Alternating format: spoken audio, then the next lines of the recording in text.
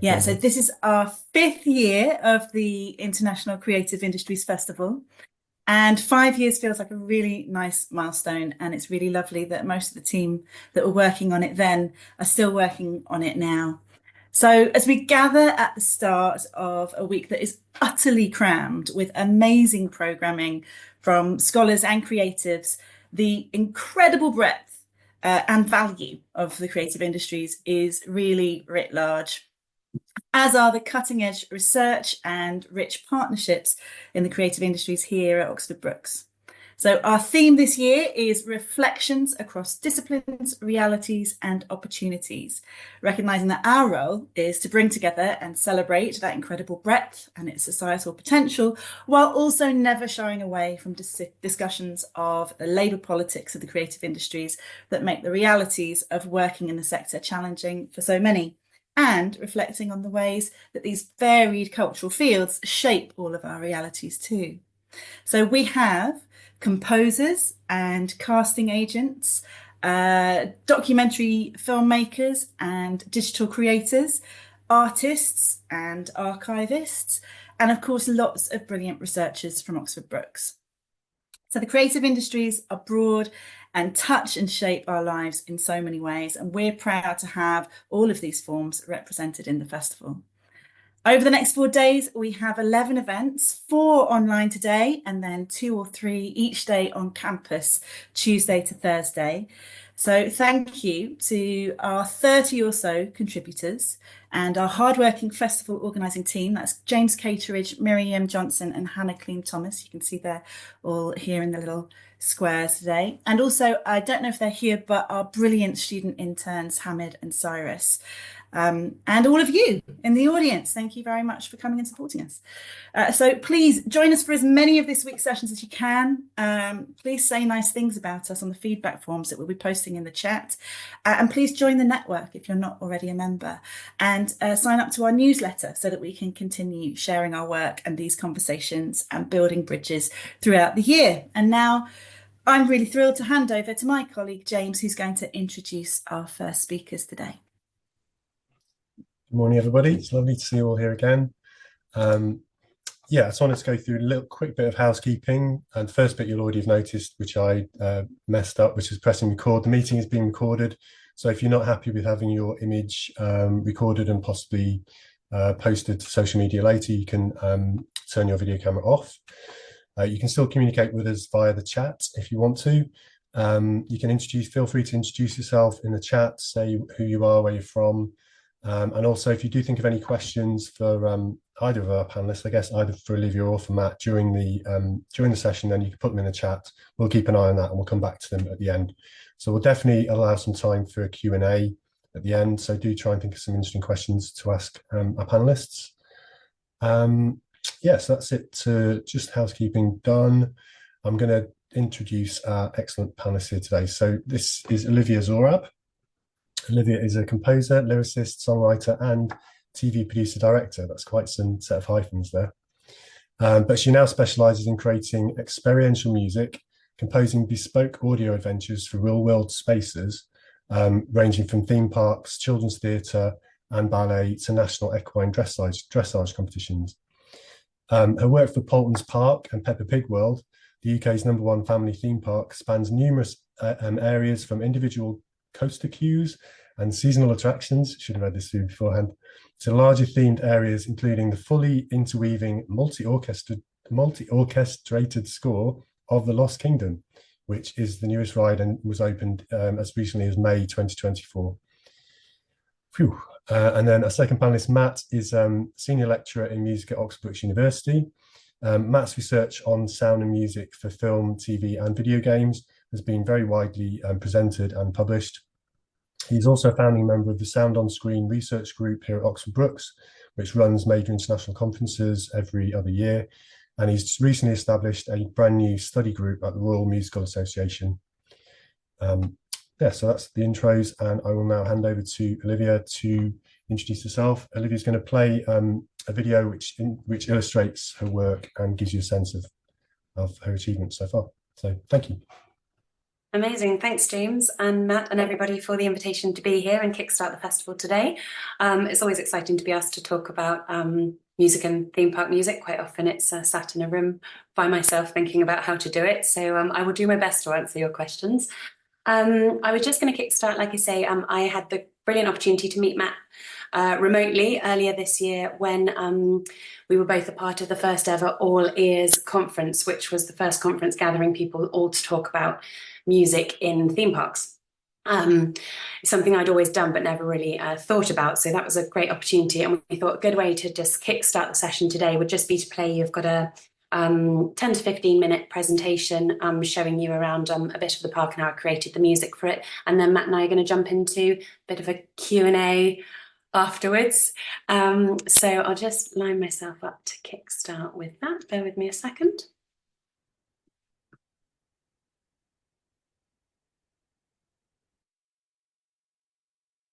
Hi everyone, I'm Olivia Zorab and I have the brilliant job of being a theme park composer. So I'm really pleased to be here to talk to you today as part of the first ever All Ears conference. My presentation is called The Lost Kingdom, From Maps and Muddy Puddles to Mega Music Scores. I'm going to be taking you through my industry experience creating a custom dinosaur score for Paulton's theme park here in the United Kingdom. 150 million years ago, dinosaurs ruled the earth. But what if we could go back?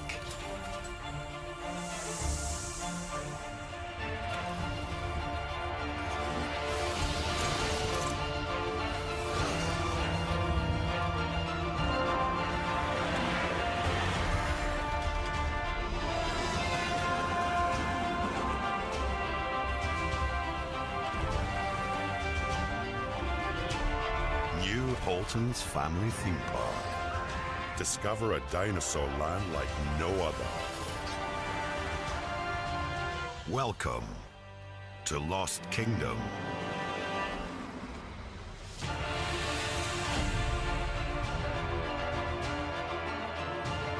Only at Paulton's Park. So, how did I become a theme park composer? Well, after studying a master's in writing music for film and television at the University of Bristol, I became really interested in how music worked in physical space and would take a little black book with me everywhere I went in my great enthusiasm and would write down all the places that I thought could and should be using music. This led me to write for all sorts of weird and wonderful projects, everything from children's theatre through to escape rooms, fashion shows, ballet and even bespoke music for dressage horses. In this enthusiasm, I also took the opportunity to write to my local theme park, Paulton's, and the timing was obviously serendipitous because that very year they were installing a new Victorian carousel and Victorian themed area, which became our first collaboration.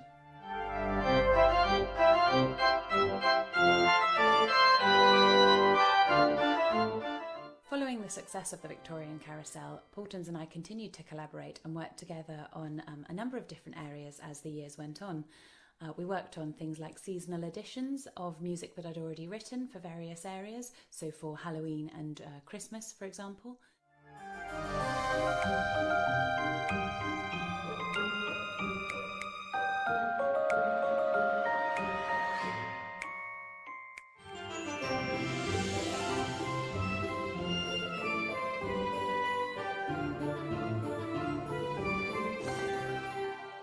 We also wrote some bespoke music for just individual ride queues around the park and grew and grew and grew with the park really until we started working on multi-track areas like Critter Creek and ultimately the Lost Kingdom.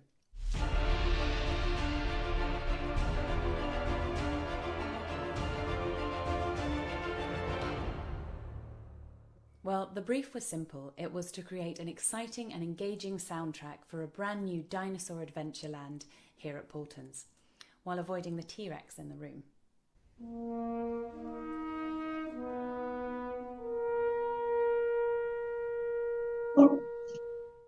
Theming is really important to the team at Paulton's. They've always gone above and beyond to make sure that their rides and experiences are as immersive and engaging as possible to people coming to visit the park. And a big part of this is getting the music involved early. Hence the title of my piece, From Maps and Muddy Puddles, because this is often where the commissions start, and that was certainly true of Lost Kingdom. My first meeting with them involved going down to site in my welly boots to a muddy field which had a few bits of track laid out, and entering a porter cabin for our first meeting to have a look at the map of Lost Kingdom. So what was it going to be? Well, Lost Kingdom was not only going to be set within a beautiful prehistoric land, it was also going to host 2 world-class roller coasters, 1 4x4 Jeep safari ride, 1 children's play area, 2 smaller coasters for younger dinosaur lovers, a shop, and a Dino Alive animatronic dinosaur meet and greet experience. They wanted a cohesive track for Lost Kingdom while hopefully giving each ride its own unique musical identity. So let's take a look at each ride and what it needed. The first ride in the park is Flight of the Pterosaur. It's a prehistoric adventure thrill ride that lets you soar through the sky and weaves in and around all of Lost Kingdom. The next is Velociraptor, also a thrill ride that sweeps around tight bends at speeds of up to 40 miles an hour and then does the same again backwards. There's then the Dinosaur Tour Company, a drive through Lost Kingdom on a Jurassic 4x4 expedition. There's Dino Chase, a family coaster for younger explorers. There's Boulder Dash, a swirl and dodge much like teacups. There was also the entrance to consider. There was Dino Alive, animatronic dinosaur encounter. And then there was also the gift shop, which had another set of musical requirements. This year, Paultons have also introduced Splash Lagoon to the Lost Kingdom. So one track was never going to be enough to cover all of this, but I had to start somewhere. Thankfully, through previous areas at Paultons, I'd come up with a bit of a formula for how to achieve this. And I would create a master track of about 20 minutes, we decided on, for Lost Kingdom, and within it have hero moments inspired by different rides within the park, and then quieter, gentler moments, more atmospheric music to provide some respite. I would then take this signature track and reimagine it through orchestration to better suit each of the rides around the area. So all in all, I was going to deliver 8 20-minute tracks to Paultons, which would all play simultaneously on loop all day, every day.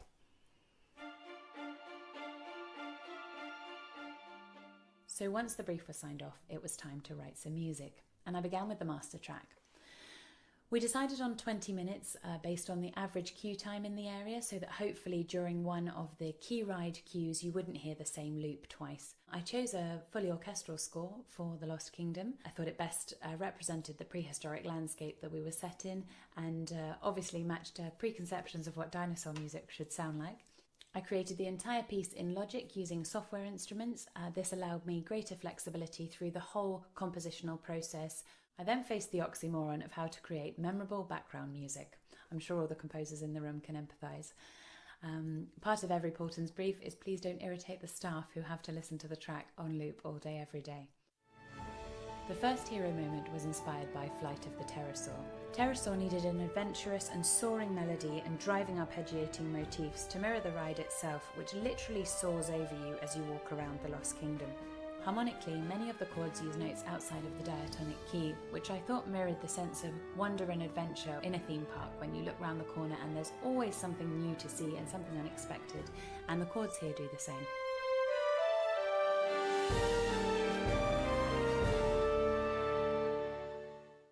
As you enter the Lost Kingdom, you can see that the theming is immaculate. You look around almost all of the rides, weaving and swirling in and around this beautiful prehistoric world, which really reminded me of times when I've seen films like Ice Age, and you have a great big vista of dinosaurs, all different types of dinosaurs around you. So this became the inspiration for the second hero theme, which I affectionately called the March of the Vegetarian Dinosaurs, as I imagined a brontosaurus on a wide open plain munching on some leaves. The gentle and softer instrumentation here I hope evoke a sense of a grand but gentle prehistoric world where you might be safe to buy an ice cream, only if you're quick. This was also a good way to get some gentler, more atmospheric background music within the 20 minutes to allow me to build up the pace and anticipation for other hero moments. Now, it wouldn't be dinosaur music if I'd only been inspired by the leaf eaters, so the final hero moment was inspired by Velociraptor, and this really gave me a chance to create some bolder, brassier and scarier music for the area. Raptors are often seen quite precariously running around the feet of much larger dinosaurs, and this was something I mirrored in the score with long-sustained brass pads as the harmonic foundation.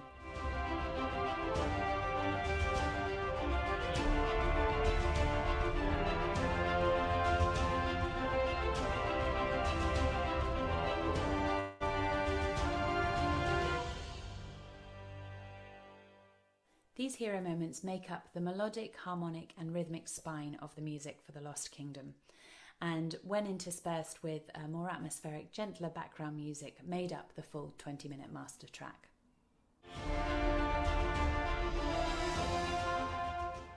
Giving each ride its own unique musical identity was important for a few reasons. Firstly, it meant the music could better fit each of the rides themselves. Secondly, it avoided loop fatigue because the track evolves with you as you walk around the park. And thirdly, it allowed me to make each of the tracks customizable and more age appropriate, so to make the younger rides perhaps feel less scary and the older rides perhaps not too childish. The key difference in writing theme park music as opposed to other media composition that I created before was that your audience can be in any one place at any moment, so you can't control the physical time and space which your listener is standing in. It's a real challenge, but this multi-track approach works really well as the music evolves with you as you walk around the park, but also works cohesively together as one track. So the 8 orchestrations had to always be able to work with any other version of the track at any one time. Here's a look at a few of the orchestrations and how they work both together and individually.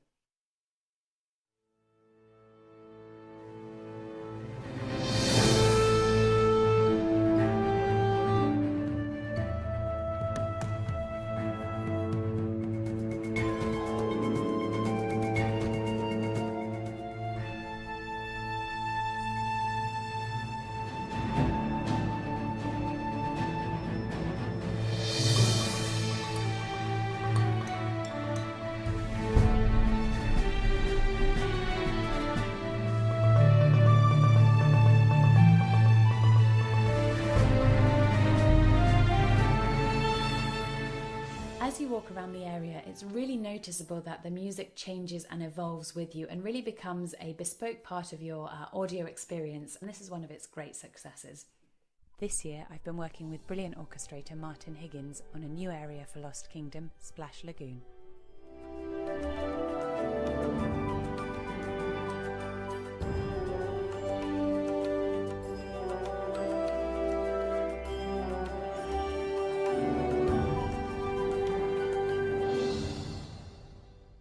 Much like with puppetry, where you have to keep the puppet moving in order to suspend your audience belief, theme park music has the same effect, where it works really hard to keep the audience constantly engaged in what they're seeing, smelling, hearing and experiencing.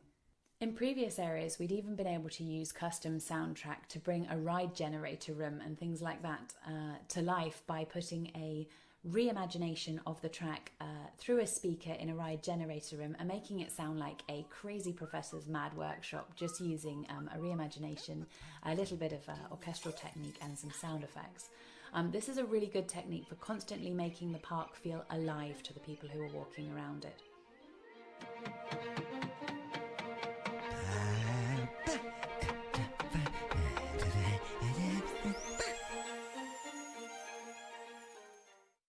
Some of the more specific challenges in building it the way that I did were the harmonic integrity of each piece. So, as I say, I haven't just used the term reorchestration, I've used reimagination, because with some of the areas I wanted to add a bit of leitmotif, a bit of ostinato, perhaps a slightly different harmonic texture, but every time I did this I had to make sure that that track was going to work with 7 others at any one time. So that was both restrictive and also a really exciting challenge of how much could I push this score while thinking about it as a whole and also as 8 individual parts. One of the biggest challenges that I had when creating this, as it's a fully digital piece of music, was tempo mapping. If I budged the BPM accidentally when I was trying to do speed up the piece or slow it down, by even 1 BPM over the course of a day, that particular track, when played against the 8 others, would fall actually quite far out of sync. So this was something I really had to watch out for as I was creating the alternate orchestrations. And towards the end, had many sleepless nights over listening to the full 20 minutes in the hope that it didn't go out and trying to find out where it had. Speaker placement was also really key to making all of these orchestrations work really well as part of the sound design for the area. Thankfully, this was something that Paultons had lots and lots of experience in, so we worked together on this to ensure that we could have 8 different orchestrations and this bespoke music experience. One of the final challenges I had, but thankfully was something I knew about in advance from previous areas, was that all of the tracks had to be delivered in mono. Because individual speaker placements wouldn't allow for a stereo spread. So this was something I had to keep a constant eye on, both in the mix and the master and at the compositional phase for how much I could put into the track when it was going to be sort of squeezed down into a mono file at the end of the project.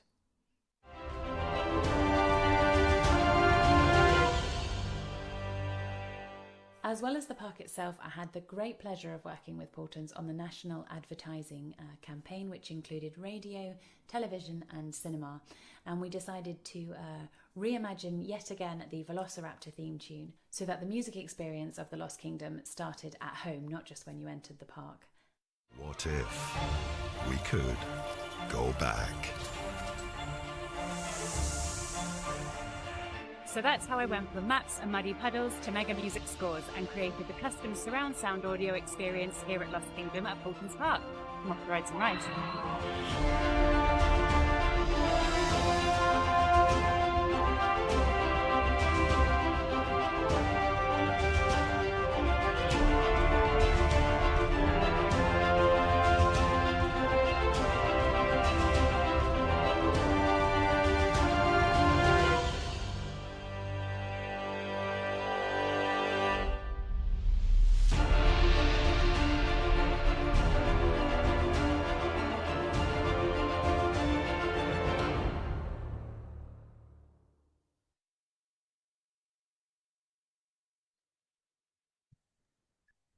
Great, thank you very much. Hello everyone, my name's Matt Lawson. Thanks to James for introducing us at the start there. I'm a senior lecturer in the music department at Brookes. And yeah, the next sort of half hour or so will be Olivia and I having a chat. And please do put your questions in the chat in the Zoom room, and we'll have some time at the end for questions from the audience as well. So yeah, great. Thank you very much, Olivia. I just said in our chat there, I was a little bit warmer the last time I saw that video because I was sat in Florida when I saw that last year. It felt like it was a very dramatic start to a Monday morning, Matt. I hadn't realised that was at the end there, but yeah, I mean, you know, it's fascinating. I mean, I'm sure you've had this before, but when you tell people that you're a composer for theme parks, I imagine that the response more than once has been, "Oh, I didn't realise that was a job." You know, I didn't. This music has to come from somewhere. I wonder if we can rewind a little bit, sort of at the start of your career. So you kind of mentioned which university you studied at. What was your musical journey from first realizing that you were into composing to actually taking on this first job for? In fact, no, let's rewind before the theme parks. When did you? What was your first time you realized you wanted to be a professional composer? What was your journey from your kind of musical education to getting your first commission, if you like? Sure. So I think when I wind back, certainly, you know, with hindsight in mind, it's a real privilege to be able to study music. You know, yeah, I feel like it's something you have to really, really want and defend and be supported through. So it was great that I had the opportunity to do that. I come from a family of entrepreneurs, so I was always, you know, encouraged to sort of do my own thing, preferably not through music, possibly, I would think, looking back at what my parents did, which seemed much more stable. But ironically, I found music because I was so shy, which you wouldn't know anymore because there's no time to be shy when you're self-employed, is what I've found. And I started as a singer because my mum was worried that I wouldn't talk to anyone when I went to secondary school. There was nobody else going from where I went, and she was really worried. So she signed me up for singing lessons and thought that they were a group activity. So at least, at very worst, if I didn't want to talk to anybody, I'd sing with a few people once a week, and that might be an easy route to some friendships. It was actually one-to-one singing lessons, so that didn't work at all, but I did find an absolute love of singing and music. So that's something I sort of worked on, and I guess gave me a real early love of melody. Obviously, you know, you can, it's only a one note at a time, and it's your own voice. So storytelling, lyrics, and melody, that gave me a really early love of those three things. As I carried on, obviously was interested in songwriting as a singer, sort of get my hands on as many instruments as I could. And would play a little bit of anything I could get my hands on and kind of turn it into a song or explore the sounds that it was making. I did do some performance, but again, I guess harking back to sort of feeling like I was a bit more of a shy personality, I sort of felt like that was always a bit of a squeeze, but I loved the musicality of it. So it's something I persevered with. But as I continued my musical journey, I guess composing really found me. I think people were quite interested in what I had to say through music, and that was great. So I sort of just carried on studying singing, composition in a sort of singer-songwriter kind of way, but with these really big melodies, tunes, and lyrics sort of always in my mind. Ironically, when I then went to study at university, I did an undergraduate degree at Leeds in music. And as I was exploring composition, it sort of took me down a very academic composition route as opposed to anything kind of film music. So it took me a little while through that journey to find my way. And I was stuck somewhere between academic composition, which was enormously interesting, but just didn't have the heart and soul that I felt like I needed. And then obviously sort of singer-songwriter, which sort of felt like the poor relation. And I sort of got stuck between those two things. Still desperately wanting to write big melodies, but sort of having to justify their space as original works. So that was something I kind of grappled with during my academic studies, I suppose. And then when I found the master's that was available at Bristol, which was in writing music for film and television, I sort of thought, oh, thank goodness, that feels like the space where it still feels original to be doing what I'm doing, which is telling some new stories through music, through big, perhaps sometimes quite traditional harmony, orchestration, melody. But I felt like what I was doing was new, and that was a great space for me. So I found that course, got on it, and had a fantastic time. It was 12 of us who did that course from all around the world, all different ages, all different nationalities, and a very, very close group, as I'm sure it is every year, kind of studying this art. And I really felt like I found what I was supposed to be doing when I got there. But it was a bit of a journey to get there.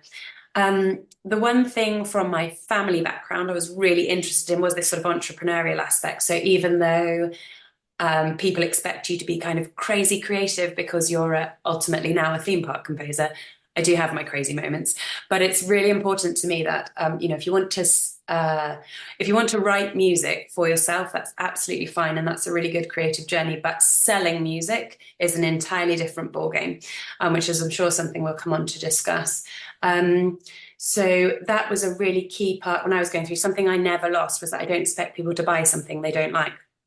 So the transition through uni was kind of learning the craft, and then I had a real passion for kind of being my own businesswoman and selling things and talking about music, which is almost 90% of selling it is talking about it first.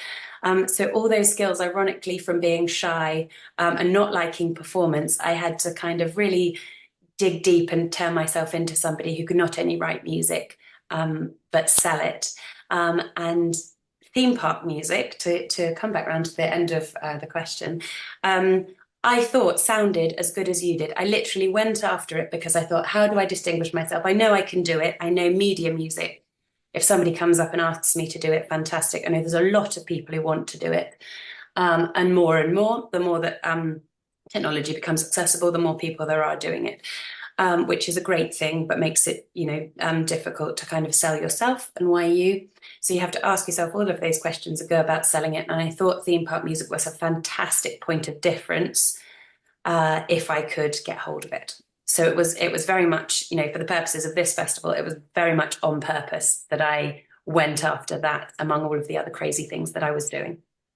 That was going to be my next question, actually, because I think from experience, a lot of theme park or interactive space composers, people that write for places like the Sea Life Centre and museums, they've come at it from a film and TV and video game background, and you seem to have, correct me if I'm wrong, have you kind of shunned the film and TV side, and did you identify this interactive spaces as kind of a niche area that perhaps was less saturated than the film and TV area that you saw as your particular calling, or would you have liked to have gone into film and TV as well?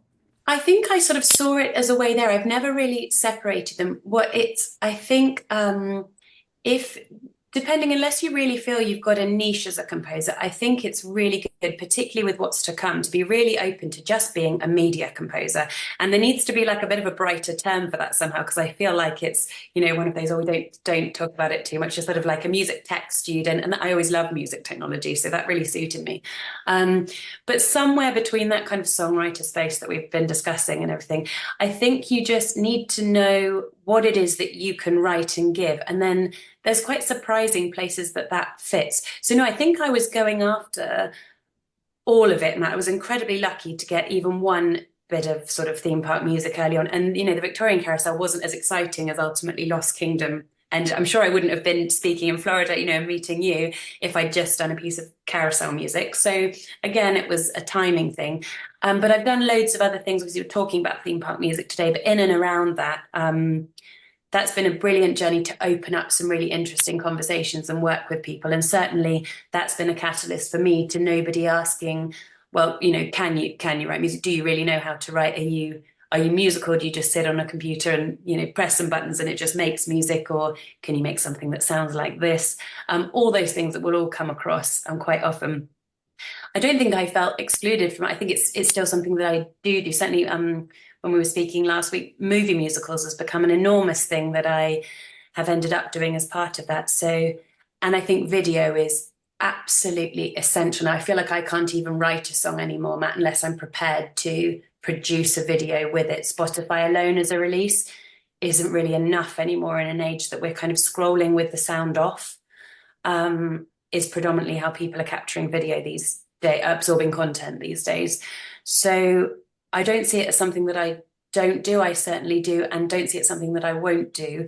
But there's still something absolutely lovely about being able to turn up to a physical somewhere and hear your music. It's completely magical, and there's nothing quite like it. But I probably have to produce 10 videos about it to tell people that's what I do. So it ends up being media music for screen. Really fascinated by the kind of dialogue that you have with the theme park. So, I always tell a story of how film directors, apologies to any film colleagues in the room, music is often not their strong point. So you get, big name directors saying to people like Hans Zimmer or John Williams, can you make the violin sound fluffy there? And Williams is like, how do I make a violin sound fluffy? So he just goes away and does something. But what was conversations like between you and the park, and how does that kind of ongoing dialogue work when I'm sure the park, directors or whoever it is you're talking to have their own vision? How do they explain what they want musically when they might not have that inherent musical knowledge? And how does that kind of conversation work as the project progresses? It's a really brilliant point, Matt, and I think it applies to so many things. It is all about being able to talk about music. So to cover my own back as well, even from an economy point of view, when you sell and when you pitch, you obviously have to write up an idea. So that's a typed idea, possibly with no music attached to it, particularly when it's theme parks, because you are working, as you say, with a marketing team and a board of directors, quite often who aren't musical. But you're right, everybody has an opinion on music, even if they're not musical. And they go home and play it to their wife and their child, and the opinion, everybody has an opinion on music, which is a great thing, but you do have to work with it.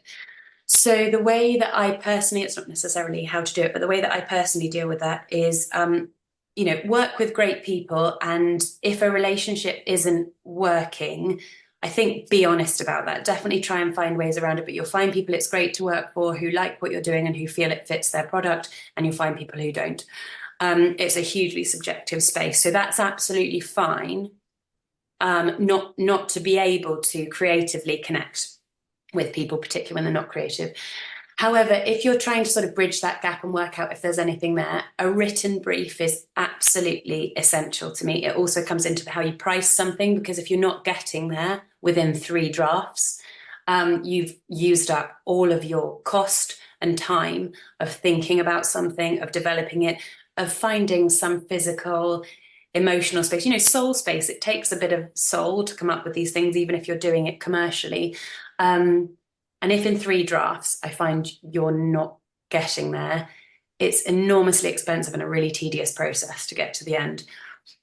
So what I always do is make sure that I've spoken really well about the music, and not in musical terms, but just find ways to communicate about music. It can be, it's like this track, or how does it make you feel when we do this?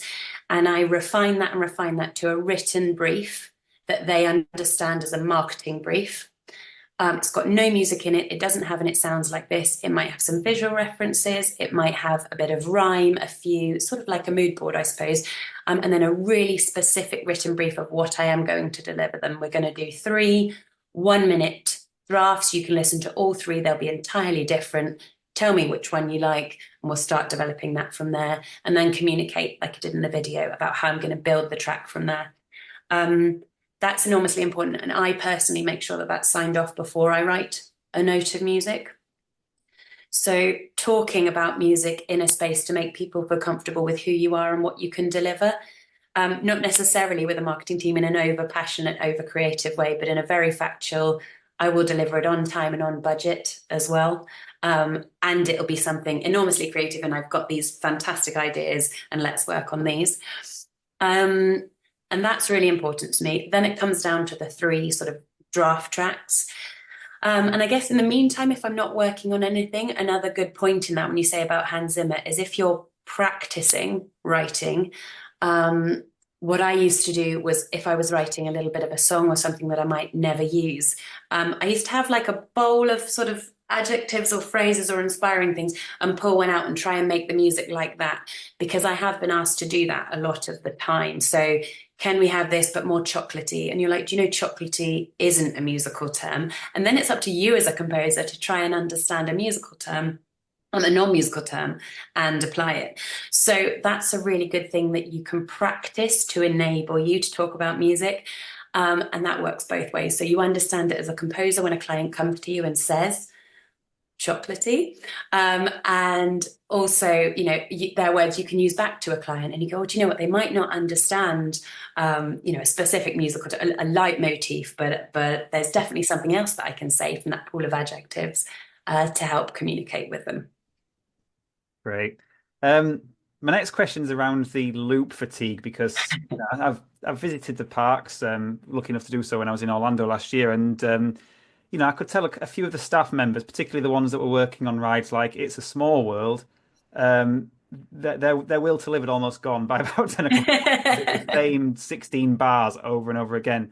So film music theory tends to agree that we shouldn't really hear film, or we shouldn't really listen to film music. It's just there. So this is quite a philosophical question. Do you want people to hear your music, or is it kind of that unheard comfort blanket that immerses you in an area? Do you actually want people in the park to stand and listen to your music, or how do you kind of deal with that internal battle of, I've written this amazing music, but actually I don't actually want people to listen to it, because it's not really about that?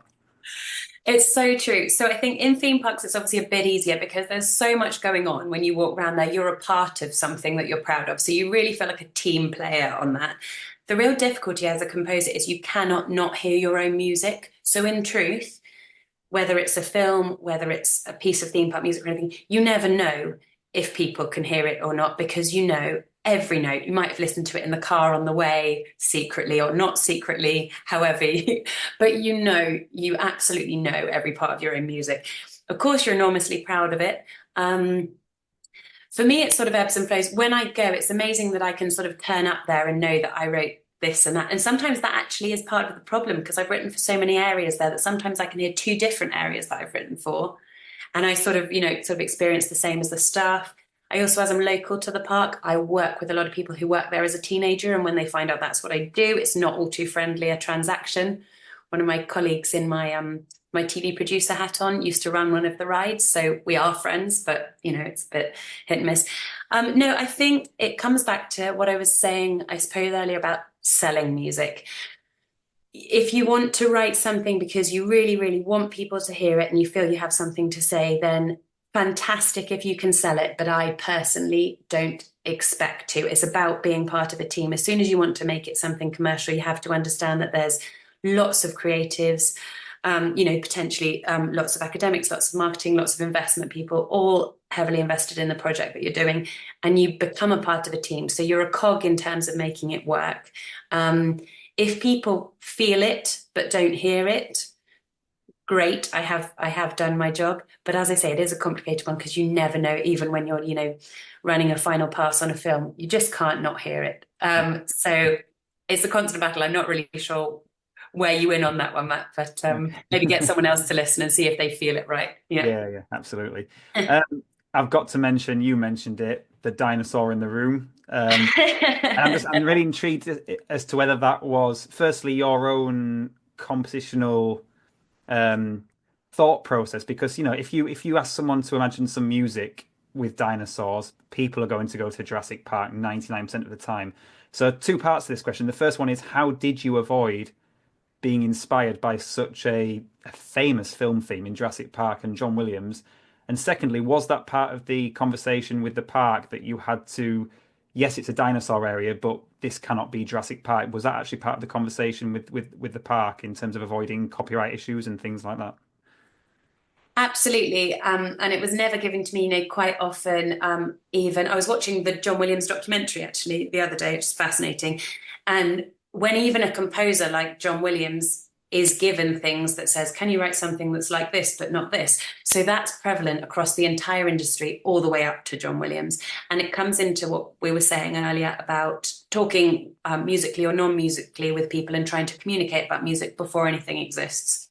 So whiteboarding music's very difficult because it's just silence. I think inspired by is a really good term, and I think you have to evaluate that when something's that famous and that well known, that's for a really good reason, and there's a reason that works, and that's been tried and tested. My husband's entirely non-musical, but would know Jurassic Park. So I mean, and he wouldn't know pretty much anything else. So it's that famous. It's just sort of transcendent. So I think inspired by is the only way around that. Evaluate it, don't copy it for what it is, but take it as a source of inspiration in your pile of things that you're looking at. I think the age of the park was helpful on that. Obviously, it touches a bit more on the Jurassic Park kind of thing when you get to the older, bigger rides, but as part of the park in general, kind of the family theme park vibe is possibly slightly younger than Jurassic Park. But I think they knew and I knew that kind of the dinosaur world thing is as famous as it is for good reason. So inspired by, but don't copy it is really the best you can do on that.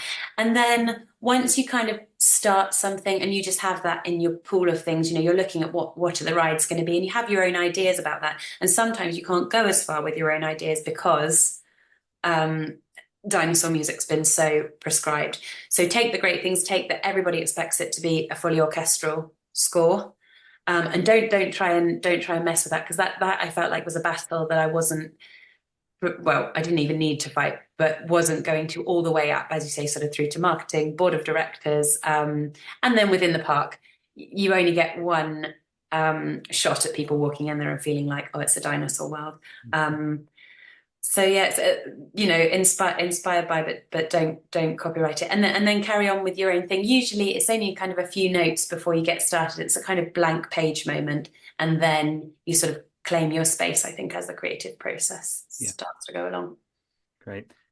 I think it's Steven Spielberg who says he never watches the films that he's made, or he watches very few of them. Firstly, have you ridden the ride since the music was created and kind of immersed yourself in your own music? And secondly, did you ride the rides during construction with your music to figure out if it was the right vibe for the ride? Because I know there's like a little safari ride, isn't there? I've been to Paulton's Park a few years ago, and it's kind of a safari type ride through, and your music's all around. And did you actually almost be involved in the ride construction part of the area to make sure that your music was hitting the right notes, so to speak? Yeah, absolutely. It's a really key part. As I say, it was really useful to have done as many as I had with Paultons building up to Lost Kingdom. There were some that are obviously in the same track plays in all places, but then Critter Creek, which is another smaller area over the other side of the park, had 3 tracks as opposed to the 8 that we did for Lost Kingdom. But that was sort of our first journey into the reorchestration and reimagination that I was speaking about. So we developed that as we went. It has to be factored in at construction level because, I mean, physically you need sort of a desk and a way to play all 8 tracks simultaneously. And then it needs to be wired in so that each orchestration is coming out of the correct places and the right speaker is playing the right track for that area. So yes, you're heavily involved from the onset and you come up together with what you'll be delivering and then how that will be installed in and around the rides. Obviously, that would be more and more complicated depending on what you pitch together. So if you wanted a specific cue to evolve as you went down, or ride music within the ride and things, that would also have to be factored in. But again, it becomes enormously expensive, not just from a music and compositional perspective, but from actually the integrity of the rides and how they work.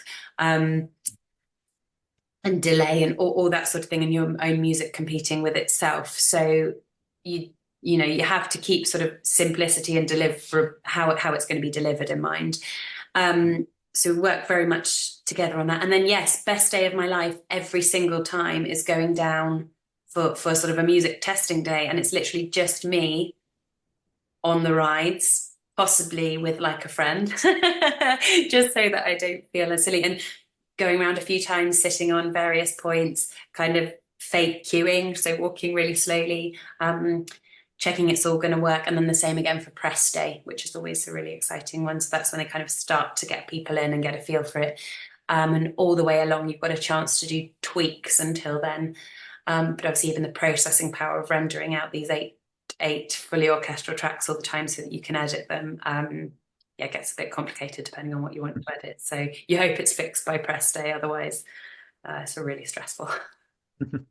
So I'm going to keep making comparisons to films. I think people are generally more familiar with film music than theme park music. But in film, of course, you're very constrained in terms of you might have to write a 17-second cue for a particular scene that has really specific hit points and synchronization with the action on the screen. Do you feel like you've got a lot more creative freedom when you're writing loop music because you're not really confined to these short cues, or do you still feel that you have some constraints there? How does it affect your compositional process when you aren't restricted to such tight specific cues like in film? First, I've never really thought about it, Matt, but you're completely right. It was almost the opposite of that. So a scary amount of freedom with no hit points in 20 minutes. So talking about kind of the brief and things, the reason I had the hero moments is I was honestly staring down the page of a blank 20 minutes of fully orchestral dinosaur music that needed to work 8 different ways. And that is enormous. I mean, amazing creative freedom, but you're sort of 3 minutes in and you're nowhere near where you need to get for the end. So no, it's almost the opposite for that.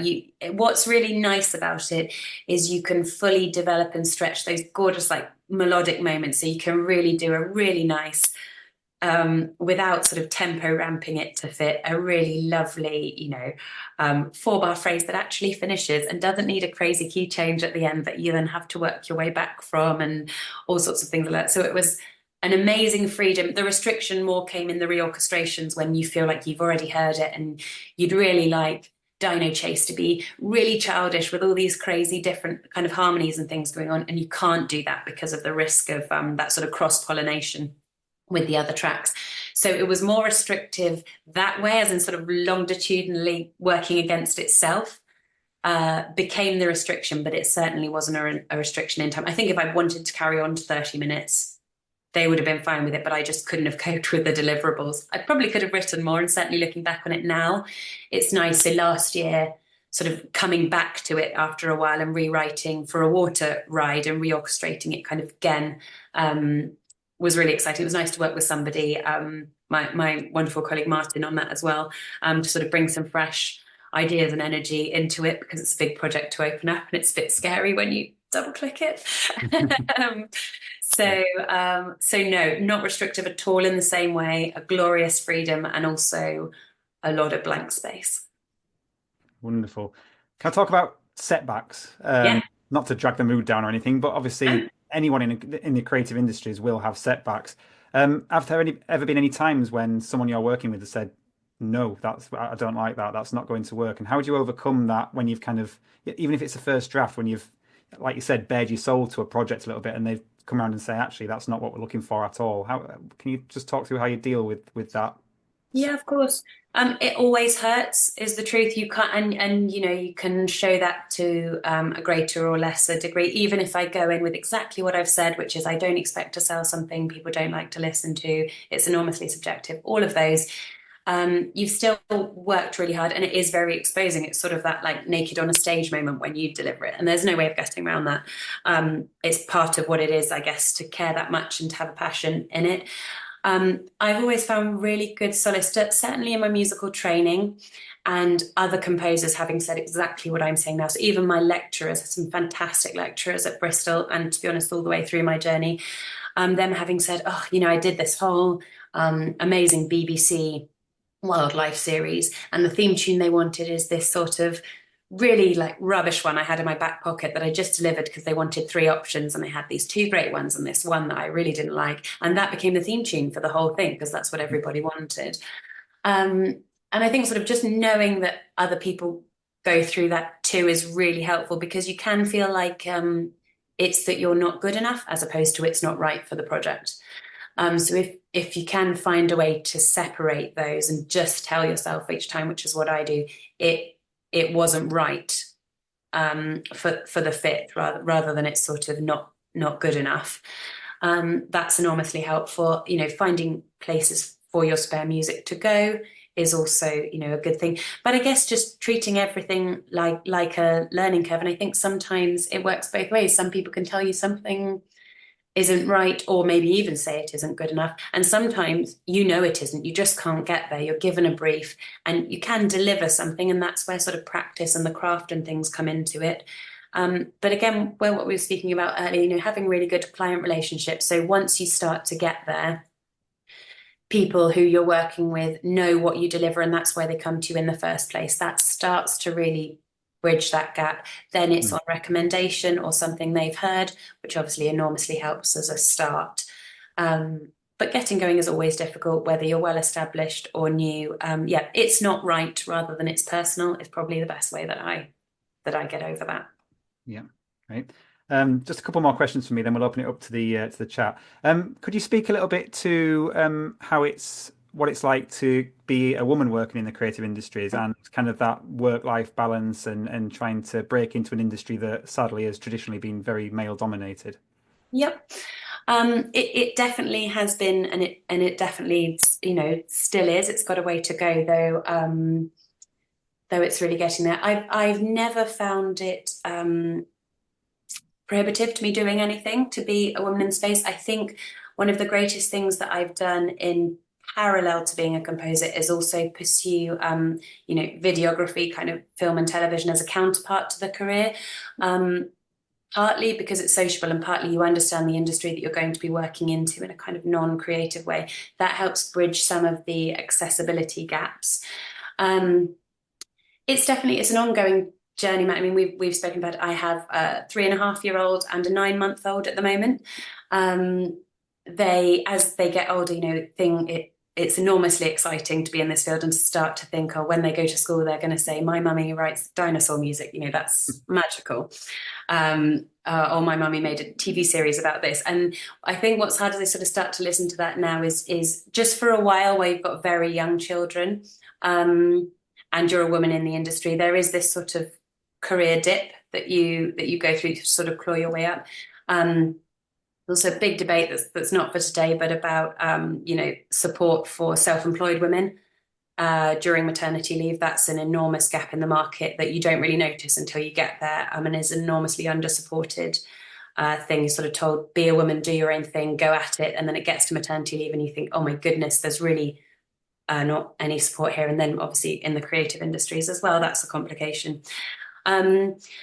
So working up to, I'm still working it out. I'm just about to come off my second and final maternity leave, and sort of figuring out what that looks like. I think you have to keep a passion for doing what you do, and sort of as your children or your colleagues or your partners go, oh my God, there's a woman doing this, or I know Olivia, she does this, which, you know, some of other women sort of do and don't expect me to do it in all sorts of careers.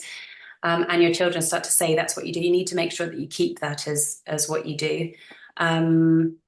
But it's a journey I'm right in the middle of. So I think it's one I'm going to have to maybe come back and speak to you in a few years' time when I've come out the other side and work out, you know, how that's worked out and how I've found my ways to keep my hand in and keep it alive. Emotional space for writing is a big deal as well, obviously at the moment with toys around the feet and things like that. So yeah, it's definitely a journey. I'm absolutely here, excited, and you just sort of roll with the ways in which it changes you and make those work to your advantage. I think there's really interesting spaces and things coming up, and, you know, many thanks to people like yourself for phoning and saying, you know, let's hear from a female composer. I think that all starts to change people's perspective. I'm pretty sure if you didn't put my name up and you said theme park composer, that people wouldn't expect it to be a female. So just, you know, starting to have those conversations and make sure the right people get the right exposure. And then hopefully more and more people will come up through the ranks to join me. That'd be great. Yeah, great. Thank you. A question more about working in the industry and obviously as a freelance composer and producer and everything else. How do you keep the work coming in? Can you talk just a little bit about kind of marketing yourself and a brand and where you go for work? I mean, you mentioned that you actually approach Paultons. Are you at the stage now where they would approach you? So just talk a little bit more about building those relationships and getting your name out there, if you could, please. Yeah, absolutely. So it's definitely sort of about brand, you know, knowing your own product and branding that. We spoke a bit last week, Matt, which I thought was a really helpful way to describe it. For me, particularly with the way that the world is changing now and with AI coming in and where that leaves music and the music industry, it's for me, I've always thought it as the value of bespoke and the value of human, and I understand what I have to give, and I really work hard on selling that. It is a big sales exercise. It's a big marketing exercise. I take a little book round with me everywhere I go, and if there's a place that isn't using music that I think should be, that goes straight in, and I proactively write off to those places. Equally now, as you say, the more you do, people tend to come to me in both capacities, even if it's sort of a semi-musical brief, but it's something a bit weird and wonderful and creative. People will go, well, let's ask Olivia what she would do with this experience or this event or this track or whatever it is. So it's both. It's about keeping both of those things going. One of the things that I definitely do is I work as a TV producer director, and I do sort of travel and adventure and food series. That gives me insight into what's happening with TV at the moment. It gives me really valuable filming and producing skills, so that if I step away and I want to do my own thing, I've got an awful lot of tools to do that with. It keeps me paid when there's nothing you can do to bring music in and make it pay. You can certainly keep writing it if you want to, but you can't always make it pay. And it gets me out of a lonely studio environment. I think the more technical composition becomes, the more technology-based composition becomes, the lonelier it becomes. So that's given me the total antithesis to sitting in a dark room composing, which is to go and see the world and travel and be involved in other really visual creative aspects. So, you know, cinematography, the way something's produced, the way it looks, the way it sounds, and then come back and experience that edit. And across that, that's given me a really good broad breadth of skills. You find a lot of people in that industry who are directors, producers, other people like you, you've kind of come across them and they go, oh, do you write music? Well, I'm doing this, or I've got this. So that really helps as well. And funnily enough, it's all still the same part of kind of a creative musical journey, but it's equipping yourself with enough skills to survive it at its very least. So, you know, throw your hands up in the air and go and just write something for yourself because you feel like the industry is not going your way. So I've written a couple of musicals just because I didn't want to sell music and I didn't want to, and then worked with people on all sorts of projects as I went along. But keep your hand in with creative people however you can. That can be fully musical. I've always found it helpful to have a bit more diversity and spread myself across the industry in a different way. And that's really helped me. So I have peaks and troughs of music and TV work, but I find them both really engaging and exciting. Great. And final question from me, I promise, before we move over to the chat, and it's actually a question that's appeared in the chat as well, which is from Mohammed, and that's AI. In a world that's been increasingly dominated by AI technologies, which now includes AI that can write music.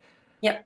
What are the dangers and challenges there for composers like yourself when, organizations can go to an AI machine to create 10 minutes of loop music, and it may be more financially viable for them to do that than to get a real life composer in? What are some of the challenges that you see with AI and composition?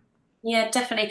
I think they're the same challenges, funnily enough, Matt, or similar challenges that I have found myself in the last 10, 15 years of being in the industry of library music as well. So sort of constantly having access to that £60 a month, sometimes even £5 a month for certain things, have as many tracks as you like. You can either contribute to that and hope that your track gets picked and use it for all your spare music and try and build up some royalties that way, but that's a sort of point and shoot and hope industry. It's a brilliant one to be in if you're specialist at it. I think it's definitely yet to come out in the wash. I think a really good thing to be, certainly in both parts of my career, is to know what AI is, try it out, work with it, see what it does, see what it can do for you, and I guess understand the problem solving. So from having been a producer in an edit that's desperately needing to be delivered because the channel won't pay for the series until that episode is delivered, and there's been 30 people who've worked on it, and you can sit there as a composer at that point and say, why on earth didn't they get a composer in to do this? It could have been so much better. And even me, I wouldn't use a composer at that point because I do not have the time or resource. So it's that real world understanding of who, why, and where you're selling music, if that's what we're talking about. AI will absolutely have a place in that, as it does across all parts of industry. It's been a really odd time for me to be on maternity leave for the last 9 months because it wasn't a part of either of my industries really, but when I left, and now I'm going back into a new world.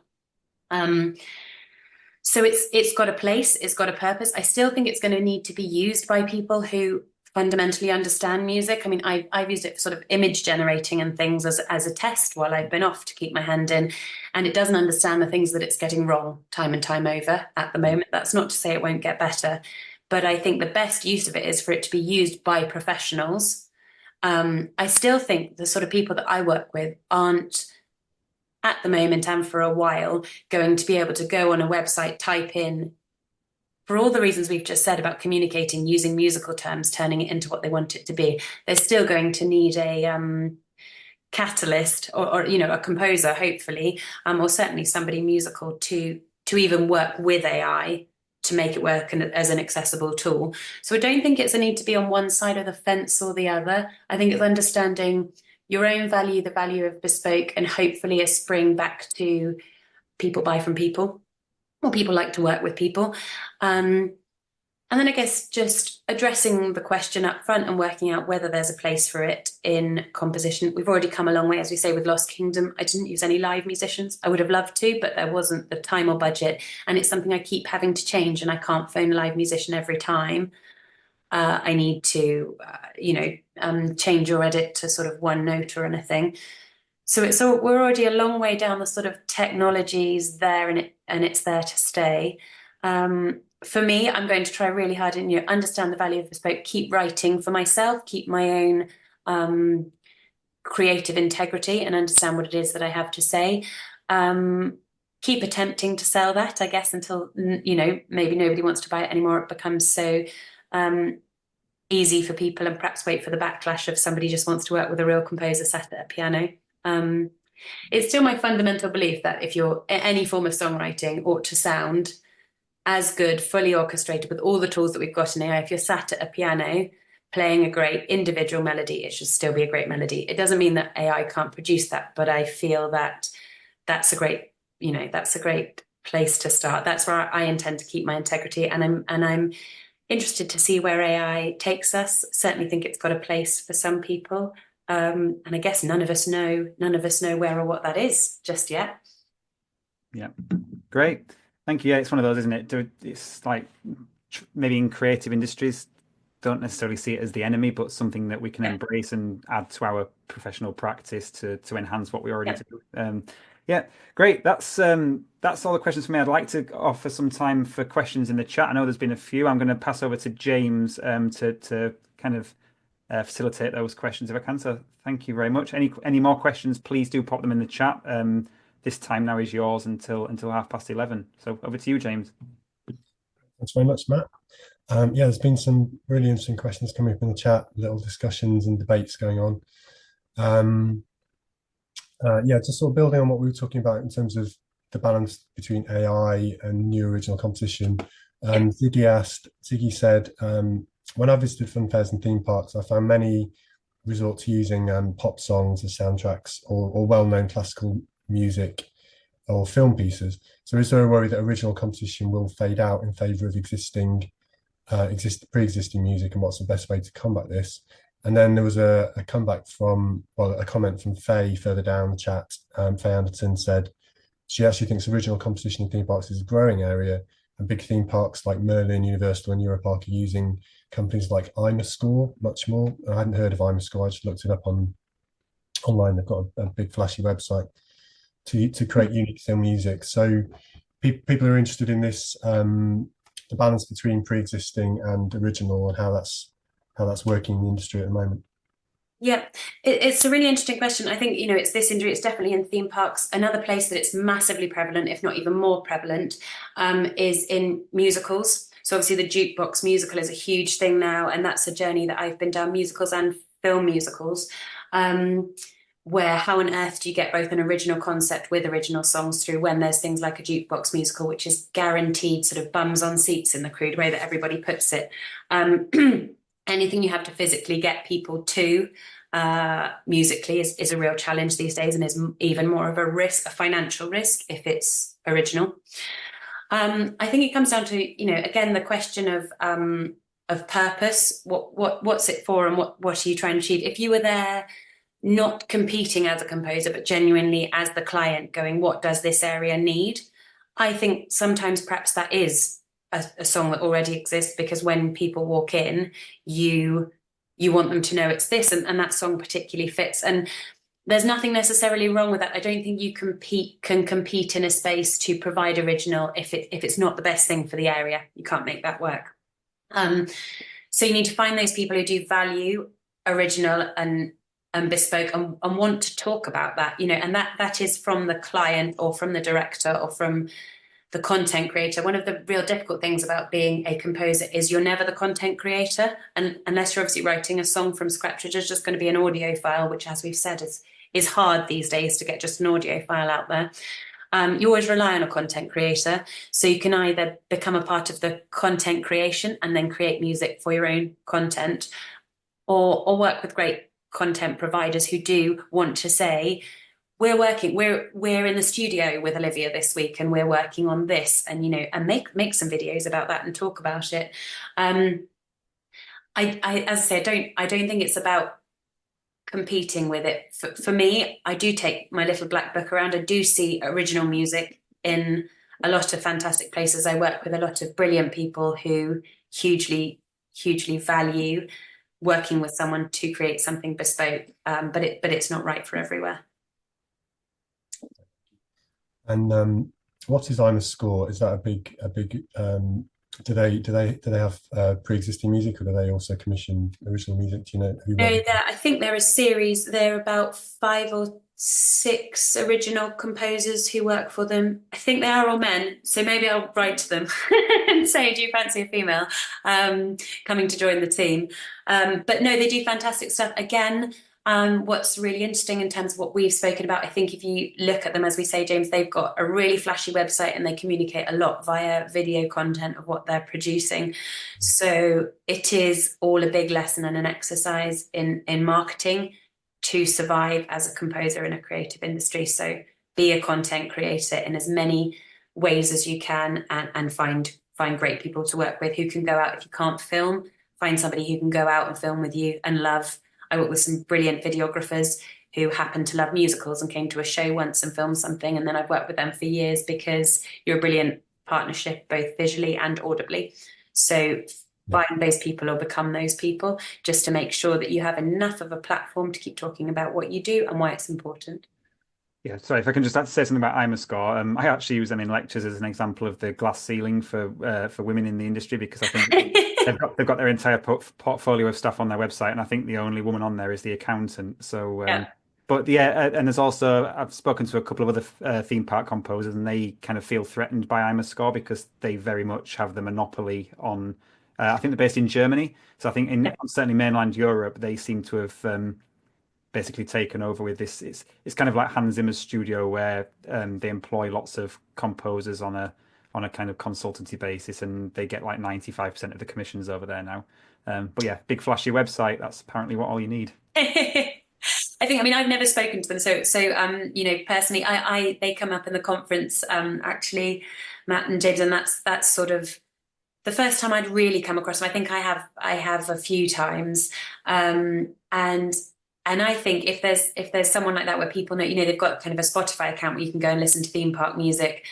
I think that's a really good thing. It's sort of becoming its own space. It's still got a lot to be defined. I haven't known it sort of stopping anyone doing anything just yet, but I guess we'll see. Thank you. There's a couple of technical questions in the chat from, I guess, people who are working in the field. Hamid was interested in the software that you're using, that you used to create the music for the theme park, where we saw that visualization during the video, I guess. Yeah. There was some comments on that. I just wanted to check that's all correct. And then later on, Ziggy asked about orchestral plugins for Logic. Mm-hmm. So yeah. There are some techies in the chat. So no, that's all good. That's great. Address that. I am one too, so that's good. No, I do use Logic Pro. It's a really difficult one that I think if you have the chance to learn multiple music software, same with video editing actually software, I think very early on, do your research, pick your piece of software that you want to use and absolutely master it. You cannot survive without it in videography or in composition anymore. Great to know as many of them as you can, but absolutely master your piece of compositional software. That's the one I happened to start with early, so I always start with it just because I was twice as fast, and very lucky in my career I started selling music very early, so sort of straight off of the back of university. So that's the sort of training and software that I carried forward. And it's done me really well. I've never changed it because I haven't had the time to, but definitely stick to it really early. It is Logic X. In terms of plugins, they get better and better. It's an enormous expense of being a composer. I'm sure it is for everybody these days, but the fact that everything has moved to subscription is enormously expensive. So you used to be able to sort of plan for the financial year and you would buy your software. It maybe last you 2 or 3 years. You'd buy your plugins. It was hundreds, but it didn't keep costing you every month to just use what you used the month before. That's something that definitely needs planning in when it comes to pricing music, which again I have to do myself, and is something we haven't spoken about, but is a really interesting conversation, because how much is music worth is a bit how long is a piece of string. Definitely work out what the project needs and use the minimum. So if it doesn't need a score anymore, you don't need to use things like Sibelius, which I did use for part of this, but if you're not using live musicians, potentially that's something that you don't need. Plugins get better and better and better. If it's what plugins did I use, I think, because that was a very old one, I think I used East-West patches, but I now use mostly Spitfire samples if I can. And obviously live musicians, if there's ever room for live musicians, I absolutely love to use them. So Great, thank you. And Ziggy commented as you were speaking that she's a fellow female techie composer. Amazing, good. Not the only one in the room. There was a couple of questions which sort of linked together about, just going back to find them, about a question. There was a question from Roars, who's also a musician himself, earlier on, about the techniques that you use to make sure that music doesn't fade into the background. So no, I'll read it properly. What techniques are used to make music an immersive part of the experience, as opposed to fading into the background or distracting from the main event? So I suppose that's about it being immersive but not too noticeable. And linking with that, there was a question further down about audience experience and feedback. So do you or does Polton's Park do do research targeted at the experience of the music from the audience, from the people who ride the rides themselves, and has that ever fed into your work? Yes. So I'll answer that one first.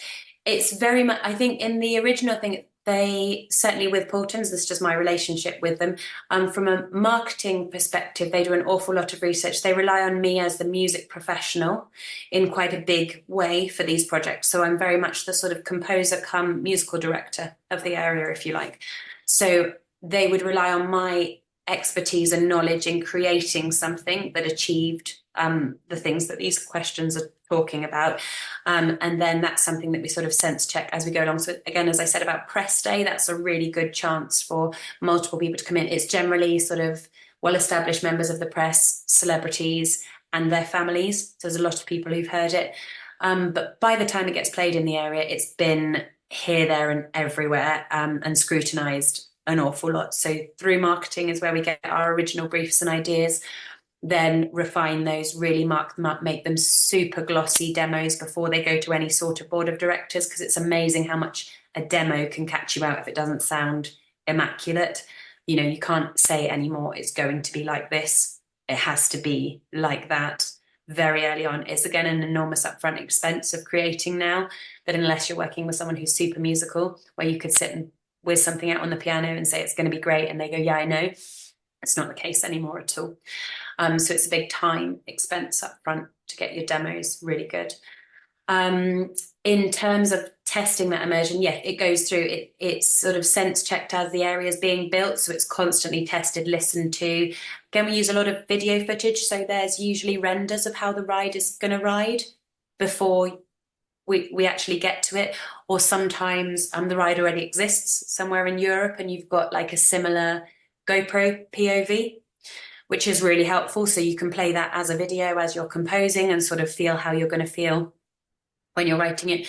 So it's checked and checked and checked all along the way, the same as a film. And I guess ultimately treated a bit like a film, where by the end it's sort of put in its physical space, and the transcendence of that is more about speaker placement and technical iterations of something that's hopefully a good idea, well executed, and physically works in the space rather than creatively works in the space. It should already creatively work in the space from having checked it against good ideas and sort of, you know, videography and playing it out really big with your eyes closed at worst case, or looking down the maps and things. So hopefully it doesn't go wrong at that point where you get it in the space and it's absolutely way off. Yeah, I'm sure that's not going to happen. It sounds like millions of checks and balances. Not yet, but we'll see. Yeah. In the system. Yeah, so we have a question about Mohammed asked about are there any points of learning that can be used? I guess any points of learning from your work in theme parks that you've used in other areas of your work. So how does the theme park work relate to what the work you've done in musical theatre or in dressage? Yeah, I think the as I say, my whole musical journey is about finding places where big sort of almost like earworm melodies are of value. That's my favorite thing to write. I absolutely love it, and if I can add lyrics to it, I do. So I find the places where that fits, because I absolutely know that that's the thing that I am best at selling, and that sort of transcends, I suppose, all of those things. The thing, certainly in musical theatre, that's something I've always applied, I guess, that fusion between big melody and then commercially astute. So if I'm doing something for myself, I've always taken the lessons from theme parks, which is that nobody, it's a big, immersive, unbelievably creative and exciting experience to work with people on these. And then when I go into things like musical theatre, I guess I have the same sales head on, which is that for a theme park, they're already getting the people through. So I'm part of that journey, but it's sort of guaranteed that people will come and hear it. And they've done a lot of that work for me, but you have to live up to that as well. So I guess I carry that high expectation through when I do things like musical theatre. And I don't tend to write anything that's too sort of introverted. So if I'm writing musical theatre songs with the lyrics, I'll always do my best to make them bigger than the scene in which they're in. So I won't use anybody's individual name in the lyrics, or I won't make a melody too sort of niche and quirky. I have a big commercial in my mind. If this was going to go on the cinema advert or something like Importance for come and see this musical, people are going to go, oh, that song could relate to this part of my life or that part of my life, or even in a less creative way, I could play this with that, or that could be on a roller coaster, or, in this imaginary world. So to try and keep things as commercial as possible to give myself the best chance of getting things off the ground has always definitely carried across. And I've been very lucky, yes, that there's always an audience, but I'm always mindful that that's a lot of hard work from a theme park perspective. So there's been some good learnings in that.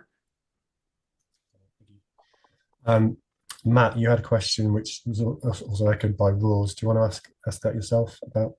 Yeah, sure. Obviously, without going into specifics, how do you decide what to charge for your work? I know that's something a lot of, particularly people at the start of their career, struggle with, and they either massively undersell themselves or price themselves out. So is there any negotiation? How do you decide what to charge, and who suggests the fee? Is it Paulton's in this instance, or is it you who has a set fee for the work that you do? So I never really know, in terms of who I'm against, I never really know that. It's hugely nerve-wracking for everybody. I put in the written brief, which is, again, a big part of my personal safety net. So I can deliver this for this. And those are 2 sheets of paper. Very concise, but it's totally understood. And I break that down into, here's the cost of developing the demos. So basically for them, so it doesn't come as like a fairly big, here's the cost for licensing, if you're licensing it separately from PRS. And really break it down so that they can understand it as a product. That's quite difficult as an individual person, because it can read, this money comes to me, this money comes to me, and that's obviously not what it's like for us. There's also the redundancy of thinking time, which is really difficult, which is why I always price the way I do, which is for 3 1-minute tracks generally, for whatever it is, unless it's speculative, so be it. And then developing those, and I sort of price point it as I go along, so that you can opt in for this and you can hear what I can achieve, and that's 3 versions of a minute for this. I'll develop it for this, and then sort of as we get further down the line, that sort of price structure is evolving until ultimately, obviously, your biggest hitter on that is, I guess, writing and scoring up and recording the full track, which you have to put enough in for, but hopefully they like what you're doing by then. And then licensing it, however you charge for that. So that's either invisible to them because it's through PRS and it's being played and sort of paid for by somebody else, or in a theme park, obviously that licensing fee is down to the park itself. So that's an enormous expense for them, whether it's PRS or private licensing, because it's all day, every day for the same track. So know your market is enormously important. Understand that people are not going to want to pay every time they play a track all day, every day, all year round, and then again for a seasonal edition, because they haven't even closed for Christmas. It's just a Christmas version of the same thing you wrote for them, and they're still, understand what you're charging and what the budget is. For Paulton's, it's always been my responsibility to price, but I have been up against other composers. Even sometimes the composer comes with the area, and I've had to compete against those because I've been Paulton's preferred composer, but not priced into I think Lost Kingdom was that's a £7 million area for them to build, and I had that bit of information, but no idea how much it costs to build 8 roller coasters. So I don't really know. They wouldn't tell me how much the priced-in composer was. Yes, they just absorbed that as part of their fees. So that's one I sort of had to compete for and be not better than, but just the right solution provider for a number of reasons. And tried and tested at Paulton's is another big deal. So I had to re-win that one, having already been given it by Paulton's, and then sort of, oh no, maybe you don't have it. So, enormously stressful process. As much research as you can do, great. Give yourself pricing points if you can, great. Break it down so that it doesn't cost us people as much upfront to try out their working relationship with you, and understand the length and width of your piece. By that, I mean, if you're doing a fully orchestral score, it's obviously a lot more expensive than piano and vocal, but explain that to the client, because they might not understand that. They might not understand that, you've got a a 30-piece string section in there, particularly now it's all on software, it still takes writing for. They all need individual notes to play, whether they're playing it on software or they're playing it in a room. So definitely explain the length and width of your piece if you possibly can, without scaring them about it, and invite them along the journey. Give them some room to be creative with you. I find people always really like that. Oh, what do you think about this? Or how do you feel about getting in a studio with just the violinist? Or should we have some solo oboe? And it's surprising, even with non-musical clients, how much that brings something to life for people. And they do like to be involved in those bits. Not always, but it's a big part of the journey that you're taking them on, the musical journey, and they don't feel like they're going to invest in you. You go down to a porter cabin, sell some enormously creative ideas, feel a bit larger than life, go away, and then you don't see them again until you deliver a piece of music. So that's subjective, but it is worth considering, you know, bringing the client along on your crazy musical journey, which they don't understand, but like to think, you know, of you as a bit of an enigma, but give them a bit of something to join in. Thank you.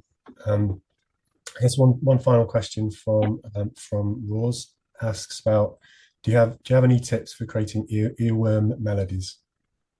I'm afraid not. It's just always been something people have accused me of, not even in a good way or a bad way, but I've just figured that's my thing, and so I've made it what I sell. You know, I write a lot. I find good reasons to write. I think that a lot of that comes into the storytelling of what you're doing. Why you sat writing something.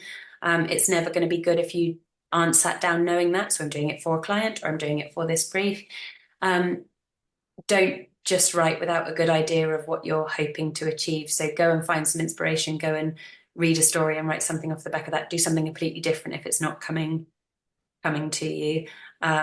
Be in the right time and space and have a good reason for writing what you're writing is probably the best advice that I can give. But I have been accused of being an earworm composer by not always as a compliment, for a long time. So I guess if that's not what you are, great, go into it, go into possibly a different field. There's loads of things to do for people who aren't that, and I might not be the right composer for an awful lot of projects as well. So don't try and be something you're not, I suppose. Brilliant, thank you. There's a comment from Mohammed.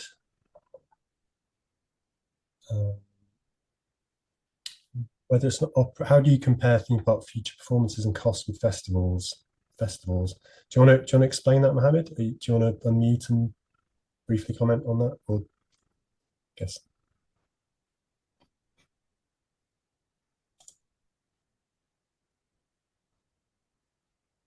that's fine. I'll paraphrase. So, how do you compare theme park future performances and costs with festivals such as Tomorrowland? How do you achieve your performance financial target? That's quite a big question for a final one. You don't. You can't really. I don't think you can. If music. Hello. Sorry, you carry on. How you can compare Tomorrowland with theme park, and how you can achieve your target or your performance or your skills and your abilities. I know we can perform on operas or different performances, but mostly people don't appreciate you out in such a way. So how you can build your career or your learning curve toward it? I think it definitely comes. It depends how you want to define your career, and certainly for music, I think it's really dangerous to do that purely by sort of financial optics. I know it's really important to earn, and particularly in creative industries, it's important to keep going. I think just diversify your income as much as you can in case original composition doesn't always pay. It's not a steady income, it's not a regular income, and we don't know what the future of original composition looks like at all. So it's not even sort of a stable career going forward if you go into this niche.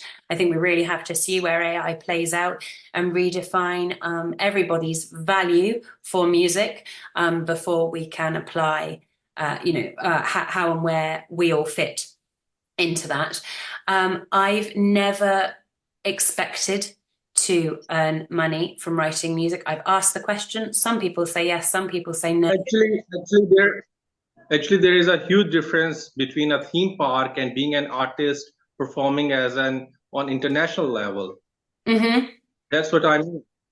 What I mean is, if you are performing as an opera, as an individual I mean, for starters, there is a difficult for them to earn or to build their career. Comparison to the international level. Where do you see these theme park? Sorry, Mohammed, I think we're probably going to have to wrap up. I will, if you want to send us an email, I will quite happily put you in touch with Olivia, but we're up to time now. So thanks so much for your contributions and everybody else in the chat. There's some brilliant questions there. So thanks to Matt for his excellent questions, and most of all, thanks to Olivia for such illuminating answers.